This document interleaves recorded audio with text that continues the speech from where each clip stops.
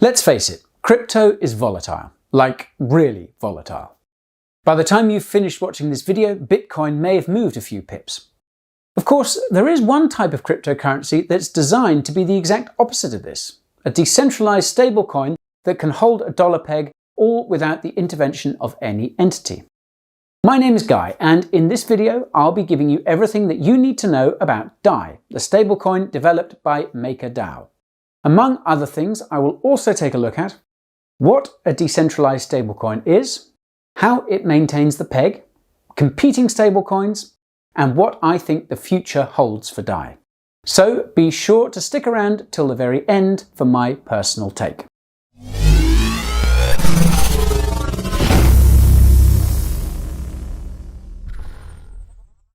Before we get going, I need to make a few things clear.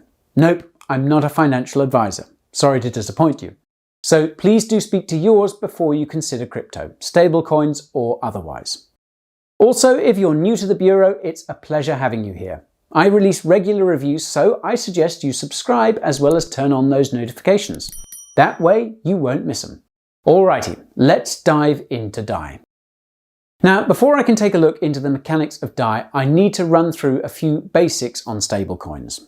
Stablecoins are just as the name implies. They are a cryptocurrency that has stability as their primary feature. They are pegged to the value of another asset and will hold the same value with that asset through time. Stablecoins can be pegged to any assets: commodities, a price index, a real asset, and even other crypto. However, they are mostly pegged to fiat currencies like the US dollar or the British pound, etc. So when you say that a stablecoin is pegged to the US dollar, it means that one unit of that crypto will always be equal to $1 US. One DAI should always be worth $1 US. Why is that, you ask? The dynamics of stablecoins ensure that any deviation opens up arbitrage opportunities. How this works depends on whether they are fiat-backed or use a collateralized crypto debt like DAI. I'll cover this all in a bit, so stay tuned. Another important point to illustrate here is that this also means that the stablecoin will also collapse if ever the US dollar was to collapse as well. You're holding a stablecoin merely to hodl value in pegged currency or asset. It's not a price play. If the US dollar depreciates in value from trade wars, actual wars, or just through inflation, so too will the pegged value of your stablecoin. So that's an important point to understand. Now, as mentioned, there are two different types of stablecoin. You have your centralized version and then you have the decentralized type. The centralized variant are stablecoins that are usually backed by fiat currency that is held by some central entity. This could be an exchange, a trust, or some other form of organization. Perhaps the most famous centralized stablecoin that you've heard of is Tether, or USDT. Tether claims that for every one Tether they have put out on the market, there is $1 in their bank account. This has of course been disputed over the years, but that's a topic for another video. Tether is not the only centralized stablecoin out there though. The space has kind of mushroomed over the past 2 years. You have the likes of USDC, Pax, TrueUSD, etc, etc. Oh, and while we're on this, I've done a separate video that covers the top 5 stablecoins that are currently on the market. So you can check it out right here if you want a bit more of a competitive analysis. Now, one thing that all of these stablecoins share is that it is up to the issuing authority to maintain the peg. They need to make sure that the supply of US dollars exactly equals the supply of stablecoin. Every single dollar redemption has to see a unit of the stablecoin taken out of supply or burned. This ensures equilibrium and upholds confidence in the market. This confidence in turn leads to a situation where any mispricings away from the peg are quickly arbitraged out. Of course, we're not here to talk about centralized stablecoins. The DAI is able to maintain the peg without any fiat currency backing it. It is backed by collateralized crypto debt that is maintained on a decentralized ledger through the use of smart contracts. Okay, I know that's a bit of a word salad, but bear with me as I explain it in a bit more depth. DAI was launched in 2017 and was developed by the folks over at Maker. For those who don't know, Maker is a decentralized autonomous organization, or DAO, that was built on the Ethereum blockchain. Maker is trying to develop a line of decentralized stablecoins that will be tied to other assets. They've issued two tokens, namely the Maker MKR and the DAI stablecoin, both of which are ERC20 standard. If you want a more in-depth overview of Maker, then I've done a separate video on the topic. But, to give you a short snippet, Maker holders are essentially in charge of the risk management of the DAI ecosystem. They can take important decisions that relate to DAI issuance, risk parameters, target rates, global settlement decisions, and much more. Prior to the launch of the multi-collateral DAI, the MKR tokens were used in order to pay the stability fee for those who take out loans in DAI. You can think of this stability fee as akin to interest on a normal loan. Given that the DAI stablecoin is an ERC20 token, this means that you can easily store and transfer it like any other Ethereum-based token. Imagine that, a coin that will always be worth $1 that you completely control. Nobody to back it and no one need to audit any reserves. Okay, you're probably wondering how the hell it maintains its peg. So let's take a look at that, shall we? DAI is able to maintain the peg through a careful balance of economic incentives and game theory. Essentially, the system creates arbitrage opportunities every time there is a deviation from the one-to-one peg. And by arbitrage opportunity, I mean a risk-free way to make a few bucks from said mispricing. The mechanics behind this are really quite ingenious. Basically, users can borrow DAI by placing their cryptocurrency into what the Maker team calls a vault. In the days of single collateral DAI, this was termed a collateralized debt position or CDP. Currently, the collateral can be Ethereum or Brave's BAT token. For the purposes of this example, we will assume that they are locking Ethereum. So, a user locks their ETH into the vault in order to unlock the DAI.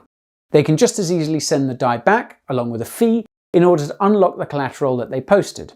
This is all managed in the vault through the use of a decentralized smart contract. Now remember, as a holder of ETH, you can use your crypto and generate DAI for only $1. If DAI is being sold on an exchange for more than $1, then you can quickly unlock the DAI and sell it for a quick profit. So let's assume that DAI is trading for $1.09 on Coinbase, and then you can create DAI right now by sending ETH to the vault. Once the DAI is unlocked, you ping it over, hit that sell button and pocket your 9-cent profit. This incentive mechanism means that the supply of DAI is automatically adjusted to reflect pricing differences. Given that you're unlocking DAI in order to sell it on the market, you are increasing supply. And what do we know from Economics 101? Increase of market supply with a flat demand leads to a fall in price. And this mechanism also works the other way. If the price of DAI falls on the open market below the $1 peg, someone who has borrowed DAI can buy it and then use it to unlock their Ethereum in the vault. Remember, the borrowed DAI was worth $1 and they are paying it back after purchasing it at a lower price. So, back to a practical example. If DAI is trading for 95 cents on Coinbase, you can buy it there and send it to the vault. DAI that you initially unlocked and sold on the open market for $1 has effectively only cost you 95 cents when closed. This is effectively a 5-cent profit less the stability fee. Also, given that you're taking DAI off the market and locking it up, you're reducing supply. Let's pull up that demand-supply graph again. A decrease in supply holding demand constant means? Yep, an increase in price back to the equilibrium level. Pretty neat, right? Now, all of this had me thinking, what happens if the value of the collateral falls? What happens if the price of Ethereum collapses tomorrow? Won't that mean that people would rather hold the DAI than pay it back and convert their ETH? Well, turns out that the Maker team had anticipated it and built in a number of safety mechanisms. The first line of defense against this sort of risk is over-collateralization. The vaults are over-collateralized, which means that more crypto is required to be tied up than you can unlock in DAI. Let's assume that the collateralization ratio is set at 150%. So basically $150 in ETH is required to unlock 100 DAI. So if the value of the collateral, ETH in this case, increases, then the borrower can unlock more DAI up to the collateral threshold. If the value of the collateral falls, then borrowers can choose to either repay borrowed DAI or deposit more collateral as their position approaches the liquidation level. When this liquidation level is hit, the Maker system will trigger an auto liquidation.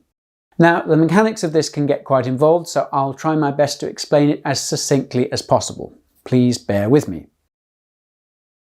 Basically, when the auto liquidation is triggered, then the system carries out a collateral auction. It automatically liquidates the vault and sells off the collateral until the outstanding debt in the vault is covered. There will also be a 13% liquidation penalty that will be covered by the collateral in the vault, with all the remaining collateral returned to the vault owner.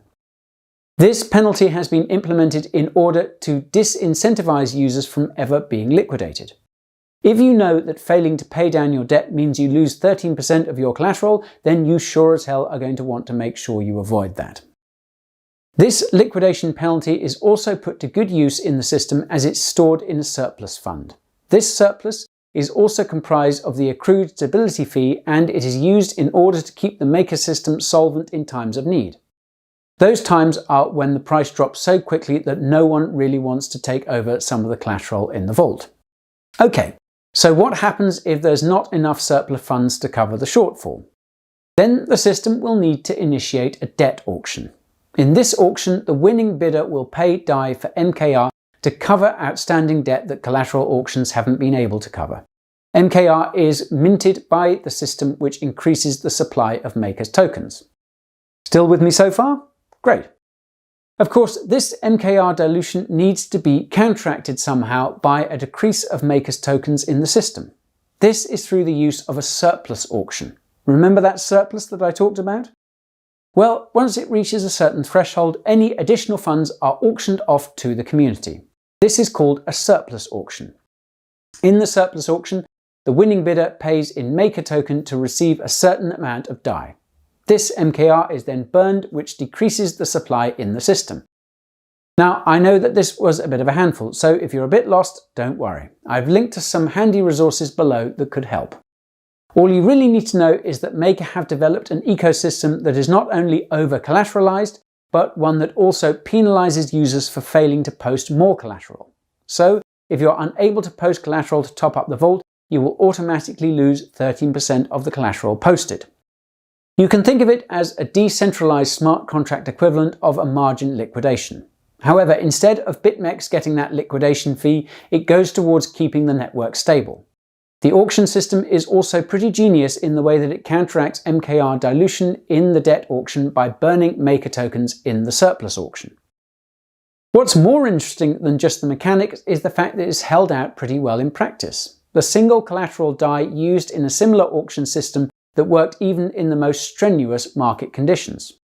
Here you have the price of ETH from early 2018 to the end of the year. It went from close to $1,500 to a low of below $90. Now take a look at the price of DAI during the same period. Minor oscillations around $1, but seeming to always hold the peg. The mechanism works, and this is all thanks to the dynamics of the auction.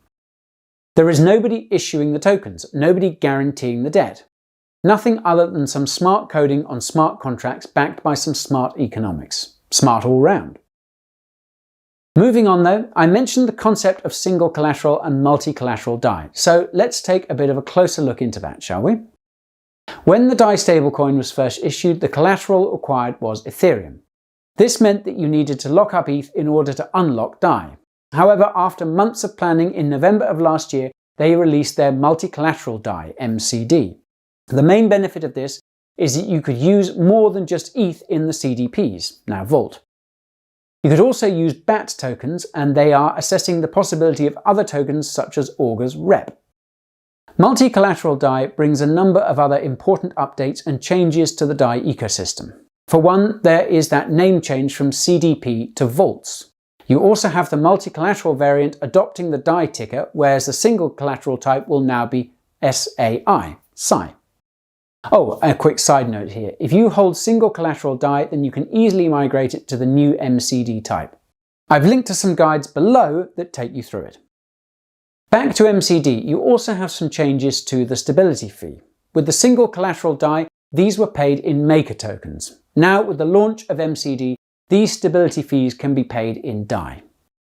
You also have something called the DAI savings rate, or DSR. As the name implies, this is a method through which DAI holders can earn returns on their stablecoin. This is done natively within the Maker protocol through the use of another smart contract. Where do these returns come from, you ask? Well, they're basically sourced from the stability fees that are paid by the Maker vault holders. This is great as it acts as another incentive mechanism to balance out the ecosystem. Since the launch of the DSR, over 67 million DAI have been locked up.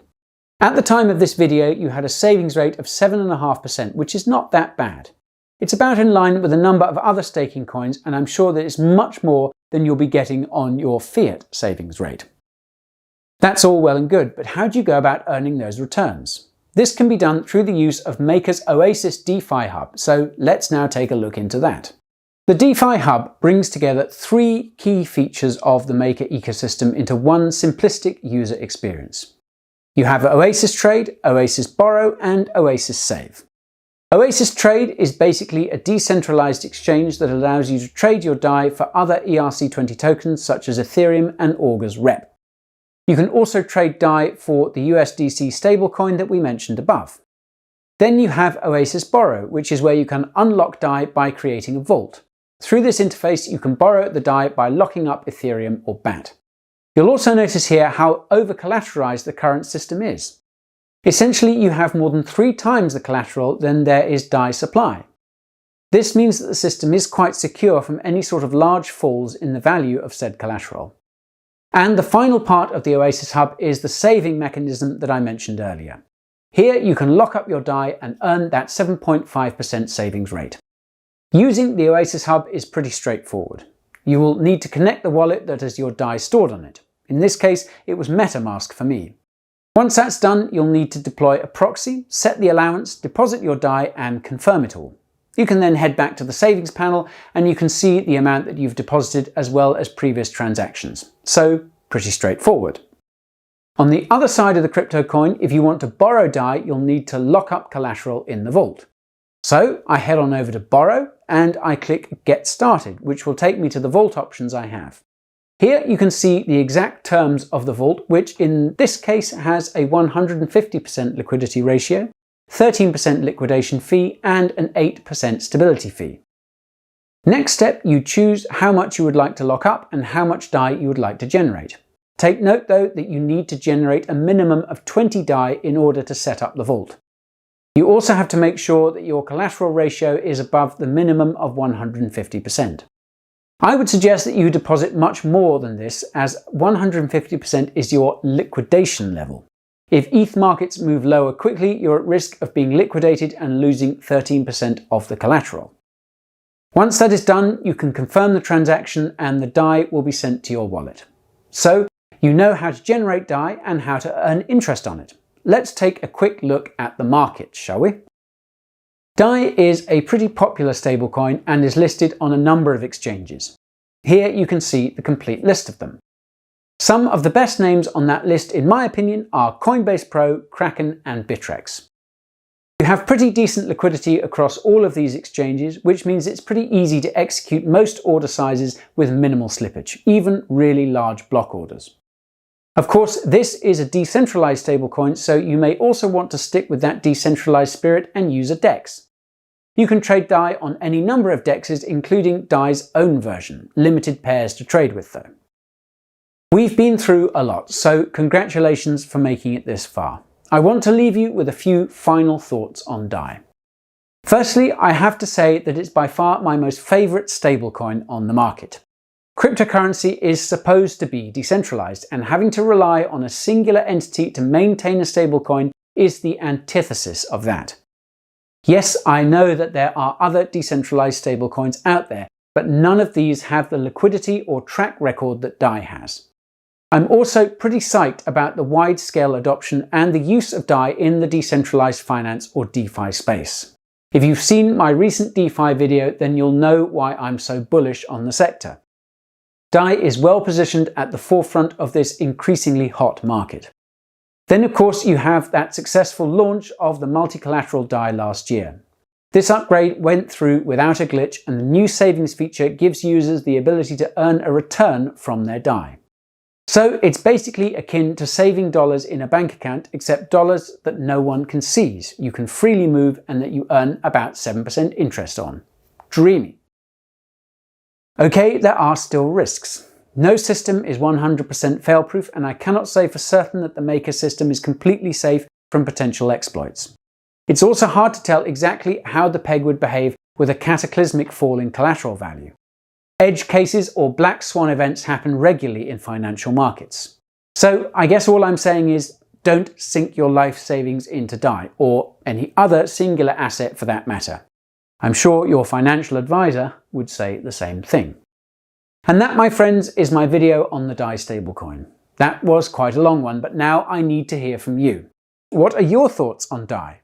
Are you also bullish on DeFi? Any questions for me? Hit me up below. Also, if this video was helpful, then let it be known. Give me a big thumbs up by smashing that like button, and of course, don't forget to subscribe. While I have you, I need to level with you. There's a lot that I could have included in this video that I just did not have the time to cover. That is exactly why I have my weekly newsletter. This is a great way for you to keep up to date with my latest thoughts on the market. I also share some interesting topics and coins that you may not have heard of. Keen? It's really pretty straightforward.